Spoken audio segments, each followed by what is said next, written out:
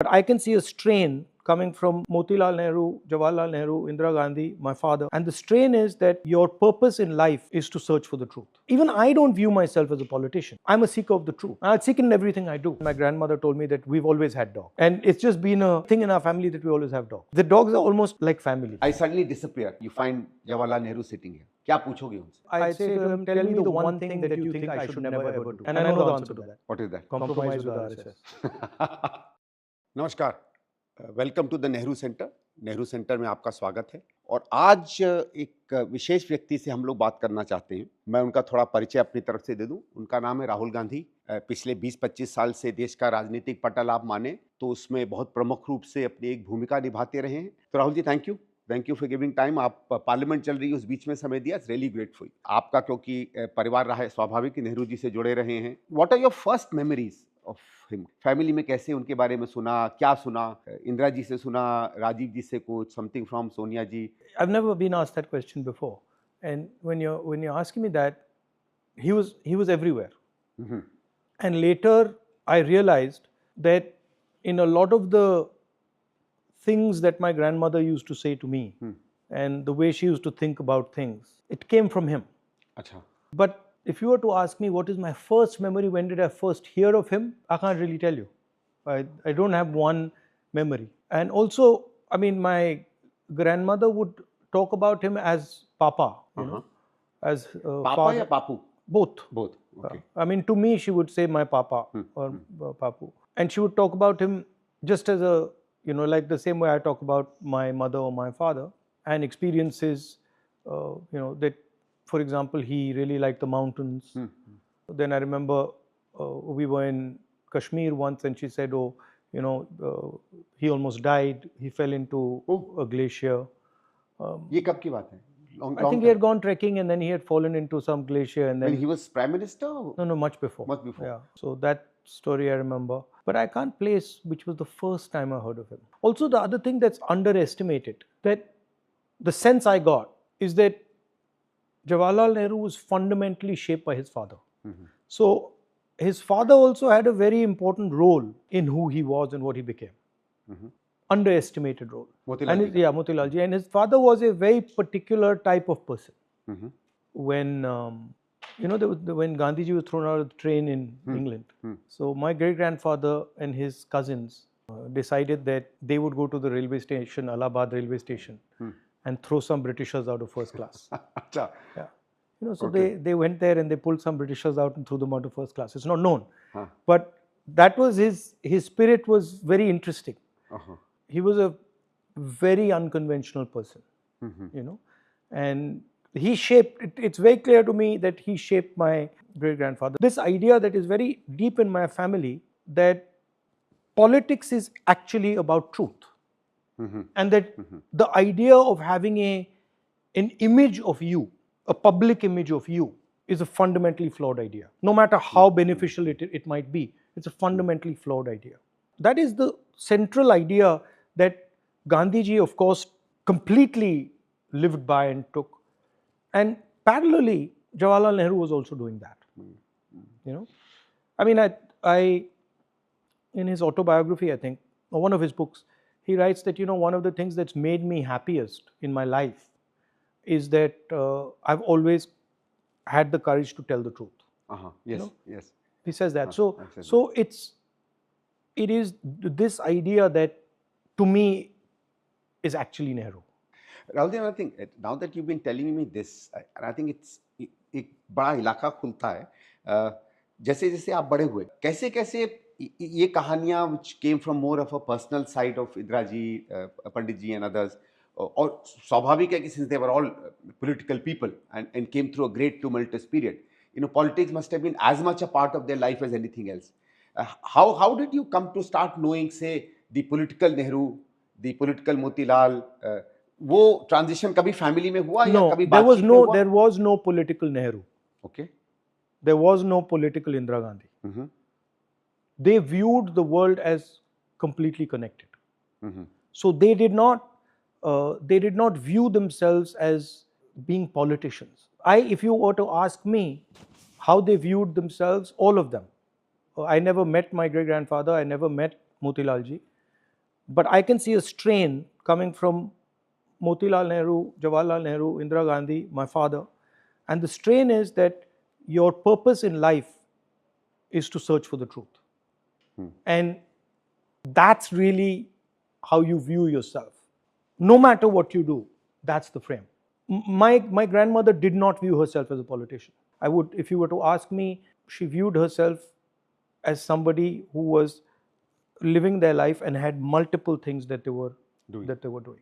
And the idea that, I mean, there's no way you can take a Jawaharlal Nehru and encompass him by politics, right? Because my immediate response to you would be, okay, what about author? What about prisoner? What about resistor? What about, friend? So even I don't view myself as a politician. I mean, other people say you're a politician, but no, I'm a seeker of the truth. I seek in everything I do, right? And I think that's a much better frame to understand them. The other strain that is there, and again, it was there in my father, it was there in my grandmother, and it was there in my great-grandfather, which is that they're not interested in what you think of them. They're not interested in what you will think of them. They're interested in action. They're interested in, I'm doing this now. And this is correct for me to do now. I'm not incentivized by what you will think of me 20 years from today or 30 years from today. So that other strain, right, that you're searching for your truth, which is why Mahatma Gandhi became such a big part of my great-grandfather's life, because it was a collective journey with Mahatma Gandhi as sort of, in the Indian tradition, as the guru, as the guide. But these two strains I see very clearly, that they don't really care what people will think of them. They will not be, they're not acting because people think they should act like that, never. They're acting because this is what we think is true. Now, they might come to what is true by listening to people. ठीक बात है. मतलब वो सच कहां से आएगा, वो जनता से आएगा, खुले दिमाग के खुले दिल के लोग. हाँ, right? I think ये अच्छा हुआ, because lot of things about Pandit ji also, and later on Indira ji also, although suddenly start opening up in front of me. जैसे I think the bravery, the bravado, the honestness in many of Nehru ji's letters. आजकल अगर आप देखें, I don't want to compare him with anybody. I don't think Nehru is really comparable. But करें तो कहीं वो नहीं मिलता है. I think the kind of way in which he said things which he wanted to, even confront people, even with his very, very close friends. For example, much of that is made out between Patel and Nehru is because they opened up their hearts to each other, and I think they were much more honest than many of us would ever dare to be. I think a lot of that opens up a very new line into thinking about Nehru. Patel and Nehru, they were friends, and they were great friends, but they had disagreements on direction. And that's perfectly fine. That's perfectly fine. I mean, even Mahatma Gandhi and Nehru had some differences on direction.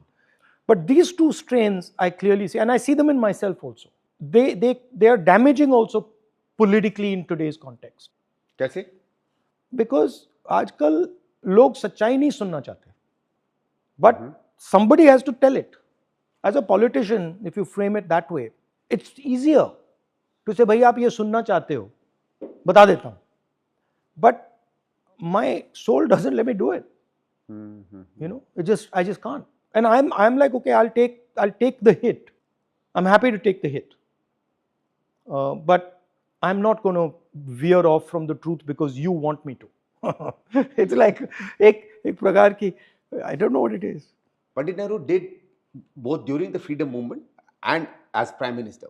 He did a lot of things that conventionally anybody who's a normal politician would not have dared to do. His work on the way he looked at inequality, his work on tenancy reform, his work on zamindari, his work on economic policy, his work the way he restructured the whole of India. And I think, he did some outstanding and absolutely remarkable work, in spite of whatever people, go around saying. And I think that's why he was always much more of a statesman than anything else.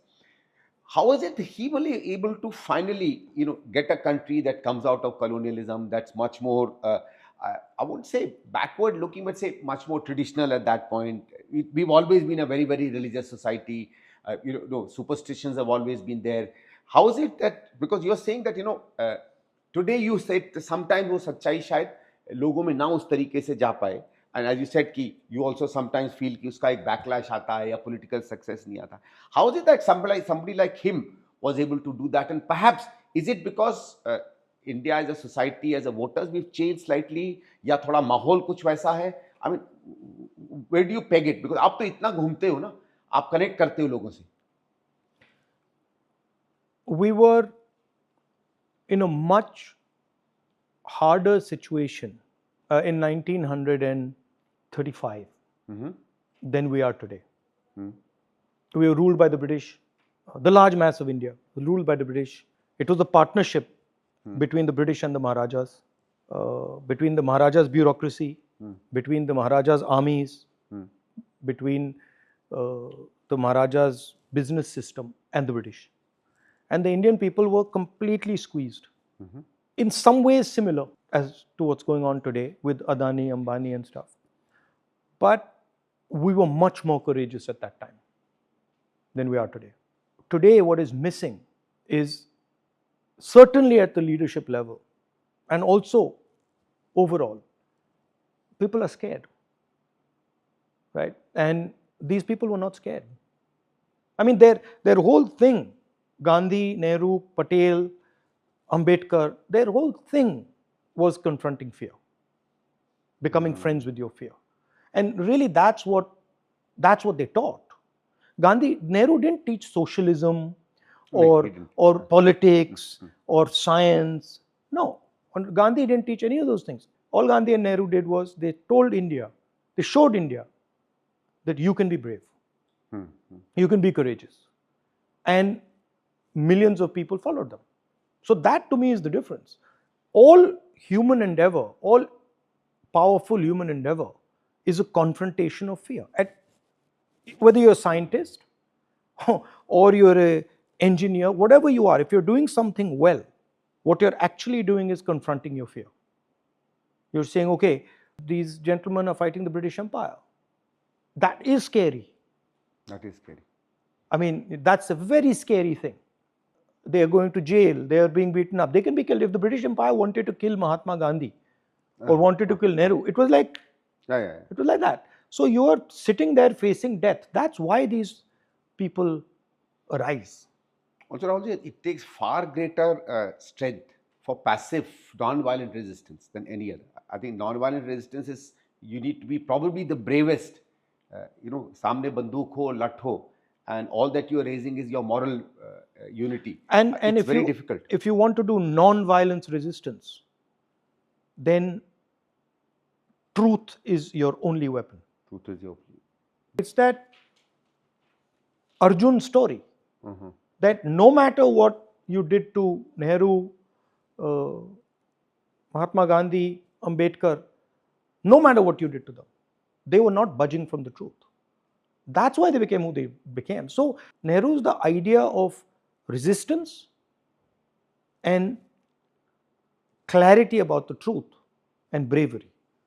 That's what it is. Sir, also, let me ask you one question, and whether you also got some idea from Indira ji from this. At the time of Nehru, he was one among stalwarts. I mean, as you say, probably any one of them could have become India's Prime Minister. The others were great stalwarts themselves, okay? And I think his greatness was that he was great amongst greats. I think you could have taken, I suspect that in that time, the Congress party probably had a pool of 50 people who could all lead India. Many of them we know, certainly Mahatma Gandhi, Jawaharlal Nehru, Patel, Bose, many of them we don't know. Yeah. Right? And many were in the States. Many were in the probably States. Equally capable. Yeah, equally capable. Just in a different place in the freedom struggle. But what the freedom struggle was doing, freedom struggle was like sandpaper. Like sandpaper. Yeah. So it was just removing everything that was not truthful. If you're fighting the British and you have a single lie, they'll get you. Like today, if you're fighting the BJP and you have anything to hide, you've been corrupt or you've got anything to hide, you're finished. So what protects you in an environment when there is oppression? The truth. The reason I can say whatever I want is because the truth protects me. And I don't run off suddenly from the truth. And if I don't run off from the truth, I'm protected by the truth. So that's what these leaders were showing. That's what an Indian leader is. तो राहुल जी एक बताइए, take these leaders and the fact that while they were very popular, you know, Sardar Sahab ko le lijiye, Nehru ji, Gandhi ji, of course, even Maulana Azad, all the others, I mean, each one of them was extremely popular. They were popular in spite of many of their ideas that directly confronted many other beliefs in society, whether it's on caste or religion. Let me correct you. Let me correct you. How come they still were able to maintain that confidence? Let me correct you. Actually, if you look at Gandhi carefully, you will find that he was extremely unpopular with the Indian elite. They hated him. Elite, yes. They absolutely hated him. The newspapers hated him. The businesses hated him. The Maharajas hated him. The British hated him. The masses liked him. Right? So, and slowly, as the masses lined up behind him more and more, then others started to like him.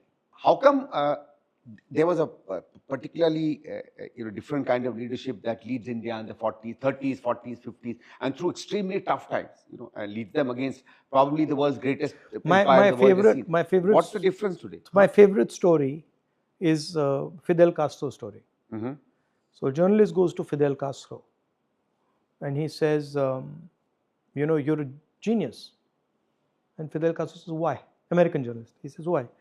He says, because you've found these guys, Che Guevara, Camilo Cienfuegos, these guys are unbelievable guys. They're ready to die for the revolution. What is your technique? How do you manage them? And how do you find them? So Fidel Castro looked at him and said, you're an idiot. He says, I don't find them and I don't manage them. So he's like, what do you mean? He's like, no, I don't do it. Batista does it. Acha. So all I do is, I stand in one place and these people come. When Batista's army, Batista was the man he was fighting. When Batista's army comes, half of them run and the other half get killed. What's left are the people you're talking about. So it is always the attacking force that creates the leadership. It's never the leadership that is being created. This is a selection process. There were millions of people who stood against the British. Many of them died. Many of them ran away. Many of them colluded. And these people were persistent. They kept standing there. They didn't back down. And that's why you view them as leaders. Savarkar's picture would have been up here if he hadn't signed that letter. The British unselected Savarkar. They broke him. That's just what happened. They couldn't break him. They couldn't break him. They couldn't break Patel. They couldn't break Bose. They couldn't break Ambedkar. Simple. So leadership is always about standing against the pressure. Are these also part of the legacy of Nehru that inspires you or motivates you? Or is there anything else? I go with the same frame that what my grandmother told me. Nehru is the people of India. Nehru exists because of the people of India. Nehru is an expression of the people of India.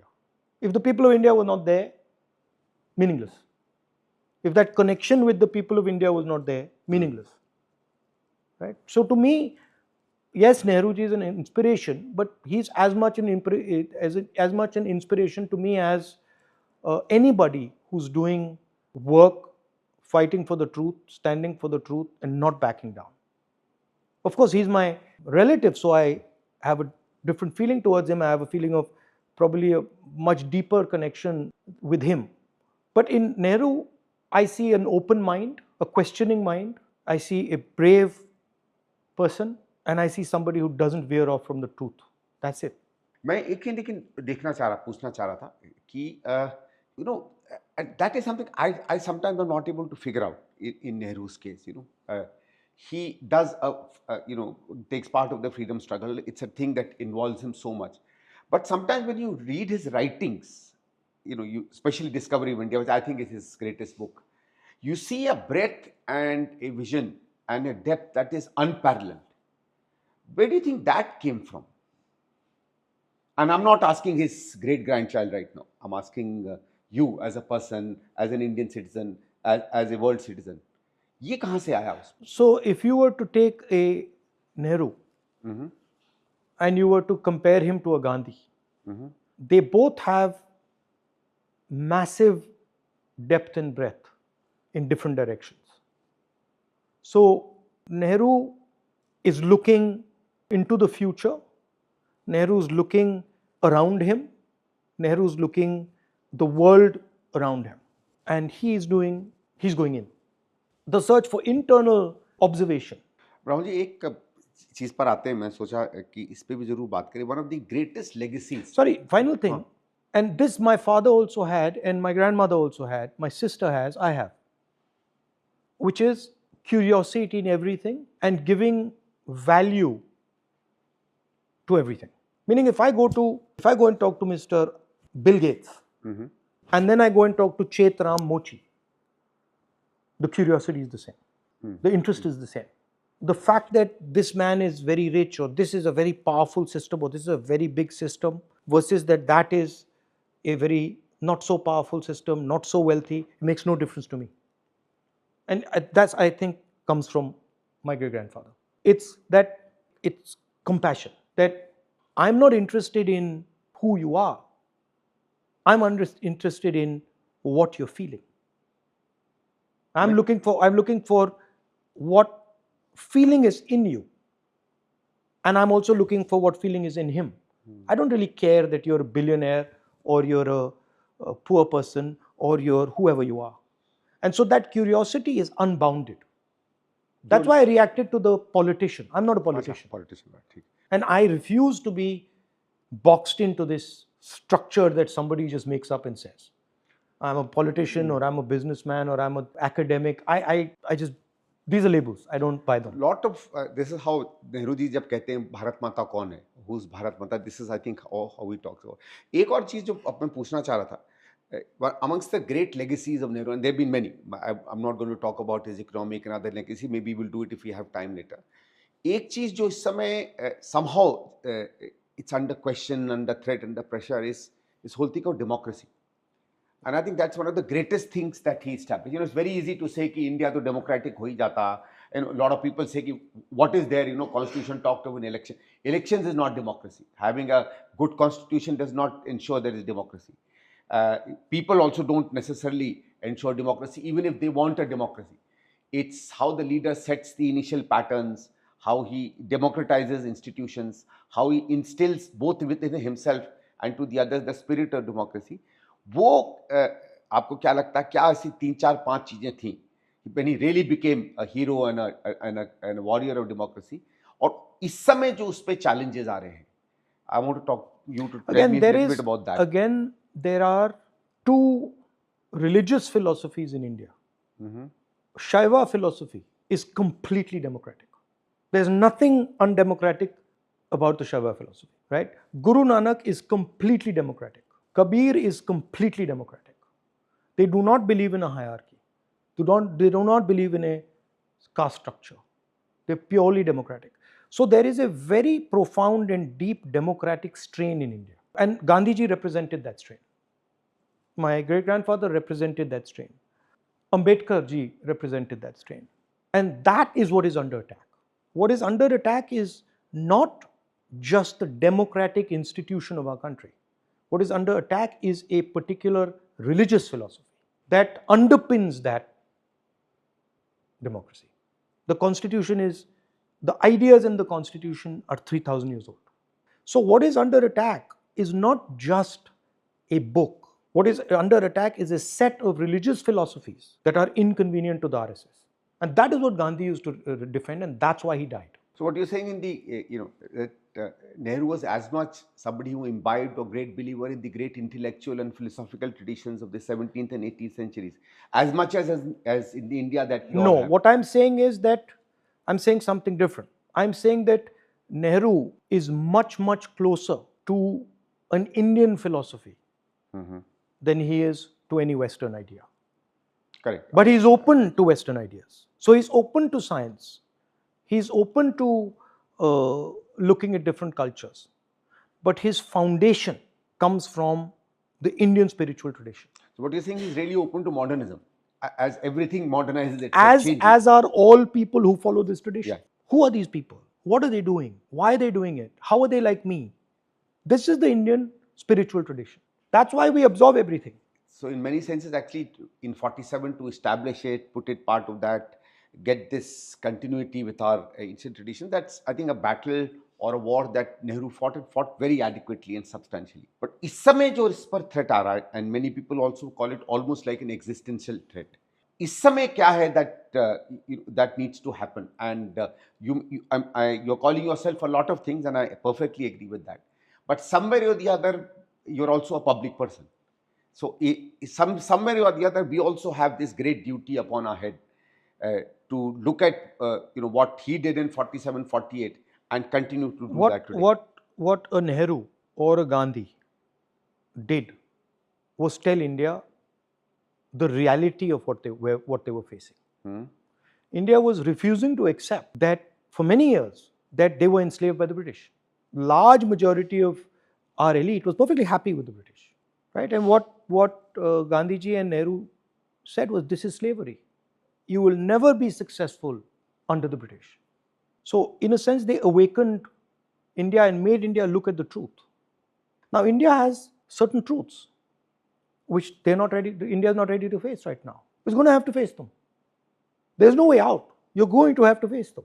You're going to have to develop the courage to face them. You have huge unemployment. Your entire economic system has failed. You have a complete lack of harmony in the country. These are truths. And these things are damaging. They're damaging for the future of India. So certain people have to stand for the truth and say, this is it. And they have to defend the truth. Sooner rather than later, everybody will have to face it. I mean, you're seeing today, for example, that the United States has imposed tariffs on us. It's going to have huge economic consequences. We're going to have to face it. Modi ji's hug is not going to resolve it. Right? Modi going and hugging Trump, and I mean, he gave him a dressing down out there, and and basically Modi just bowed his head and came back. So that's not the type of thing a Jawaharlal Nehru would do. Certainly. Or an Indira Gandhi would do, or Mahatma Gandhi would do. So to me, the act of politics is about publicly standing for the truth. The other thing, Nehru, which amazed me, I went to the jail, one of the jails. I think it was Naini, but I'm not sure. I happened to be going to that jail, and the jailer told me, your great grandfather was here. So I said, aapko main dikhata hu. And he took me to the cell where my great grandfather was, small little place. He was in solitary confinement. And then he said, then we looked at it, and then he said, main aapko visitor's book dikhana chahta hu. He showed me the visitor's book. And now that visitor's book is written by Nehru when he's leaving jail, probably a 3-year term or something. And what do you think he's saying in that book? He's thanking the jailers. Acha. Yeah. And he said, thank you for giving me such a great time. Thank you for teaching me so much. Thank you for everything you've done for me. So these people had no enemies. They didn't view the world as me and my enemy. They understood very well that there were forces that were resulting in what was going on. And what you had to fight was the forces. मैं कह रहा हूँ दो चीजें जो नेहरू जी के बारे में lot of people know, a lot of people don't, is that there are many shades to his personal life. I think 2 things that stand out. One is his pets, and I think that's something which is in part of your family's tradition. Indira ji के पास रहे हैं, आपके पास रहे हैं. Tell us a little bit about that from Nehru's time to yours. Now that you say it, one of the first times I heard about my great grandfather was when my grandmother told me that we've always had dogs. Achha. Right? And it's just been a thing in our family that we always have dogs. There's never been a time in my life where we haven't had dogs. And we are very fond of all animals. Going to the forest, seeing wildlife. My mother does bird watching in her garden. She knows all the birds, all the plants. So that curiosity has been there. The dogs are almost like family. Have you kept pets other than dogs? Pets other than dogs. We had a parrot, cat we had, rabbits we had once. Okay, and any traditions of food and all that come from Panditji's time, or from your family traditions in your? Yeah. We at lunch we always have desi food, Kashmiri food. Achha. Often, yeah. Achha. So dum aloo, khatte aloo, kofta, some types of bhindi, There's a bunch of things that my mother does. Acha, and in Indraji's time also? Same, that was always. there? Okay. Yeah. So, and how do you get cooks to make that? Oh, it's handed down. So our cook was taught by the earlier cook, was taught by the earlier cook, was taught by the earlier cook. Yeah, so that's there. So in many senses, Nehruji remains in many ways in your Yeah, our family. tailor is the great grandson. Mama's tailor is the great grandson of the gentleman who invented the Nehru jacket, who was my great Acha. grandfather's tailor. Yeah. Oh, acha. Wow. Yeah. I think So he made the Nehru jacket. He made the Nehru jacket. Oh.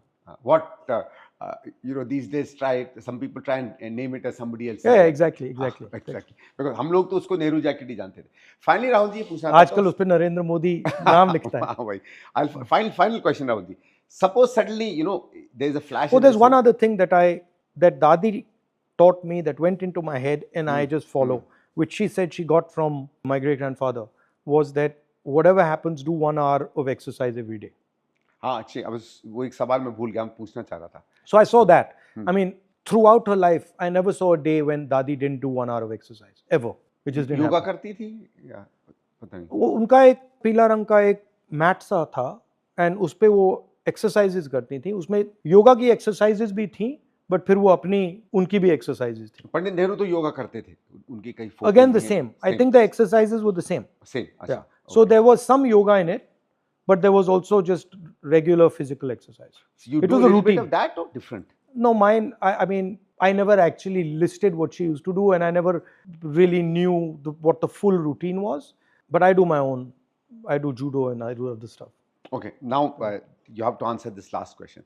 Suppose, I suddenly disappear and you find Jawaharlal Nehru sitting here. क्या पूछोगे उनसे? आपको 5 minute मिलते हैं उससे बात करने में. क्या बात करोगे? I'd say to him, tell me the one thing that you think I should never ever do. Okay.